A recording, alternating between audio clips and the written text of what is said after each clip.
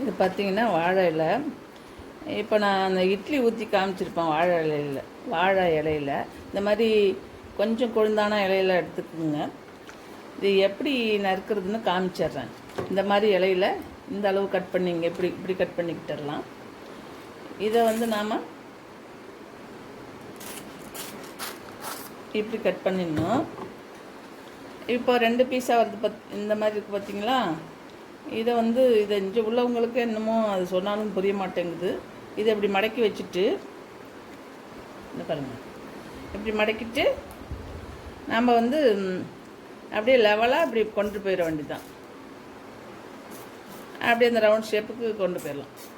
இட்லி தட்டளவு வேண்டிய இது இல்லை, கொஞ்சம் உள்ளடங்க இருந்தால் கூட நல்லா வரும் இட்லி. இது முதல்ல கொஞ்சம் மேலே எழும்போம். இப்படி தான் நான் கட் பண்ணுறது. சில பேர் இன்னும் அழகாக கூட கட் பண்ணுறாங்க. இந்த பார்த்தீங்களா இப்படி வந்தது பாருங்கள். இது அப்படியே இட்லி தட்டு குழிக்குள்ளே இப்படியே வச்சு நம்ம ஊற்றிட்டு வந்துடலாம். இப்போ வாங்க இட்லி எப்படி ஊற்றுறேன்னு பாருங்கள். இந்த பாருங்கள், நறுக்குன வாழை இலையில் இந்த இட்லி தட்டில் வச்சுட்டு இந்த மாப்பிள்ளை சம்பா அரிசியில் தயாரான மாவில் இட்லி ஊற்ற போகிறோம். கொஞ்சம் மேலே எலும்பு இந்த இலை இங்கே உள்ள அதை கொஞ்சம் நம்ம இந்த இலையை கொஞ்சம் சூடில் வச்சோம்னா கொஞ்சம் வணங்கி கொடுக்கும். அப்படி கூட பண்ணிக்கலாம். கொஞ்சம் குளிச்சு விட்டு வச்சுருங்க. இந்த ஆவியில் வேகிறதுனால இந்த இலையும் வேகுது இல்லையா, அந்த வாழை இலை, அதில் வந்து நமக்கு ரொம்ப மெடிசினல் யூஸ் கிடைக்கும்.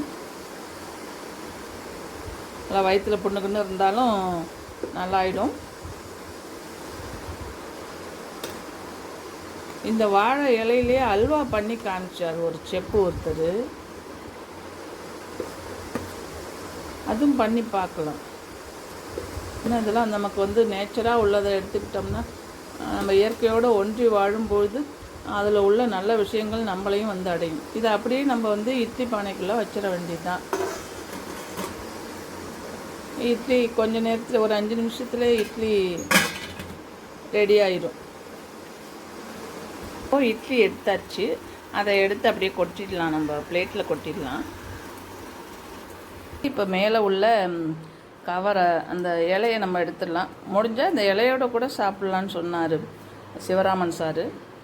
ரொம்ப நல்லதுன்னு. இது இட்லி. இந்த இலையில் ஒன்றும் இல்லை, ஒரு சின்னதாக கொஞ்சோண்டு பிரிச்சிடலாம், அவ்வளோதான். இப்படியே பிரித்து இந்த பார்த்திங்களா, சுவையாக இருக்குது, ரொம்ப நல்லா இருக்குது. இட்லி அப்படியே ஃப்ளப்பியாகவும் இருக்கும், நல்லா சுட நல்லா இருக்கும். ஏதோ உடம்புக்கு ஆரோக்கியம், நல்ல ஆரோக்கியத்தை கொடுக்கக்கூடியது. மறுபடி நல்லா வெயிட் லாஸ் பண்ணலாம். முடிஞ்சவங்க பயன்படுத்திக்கிங்க. சில பேர்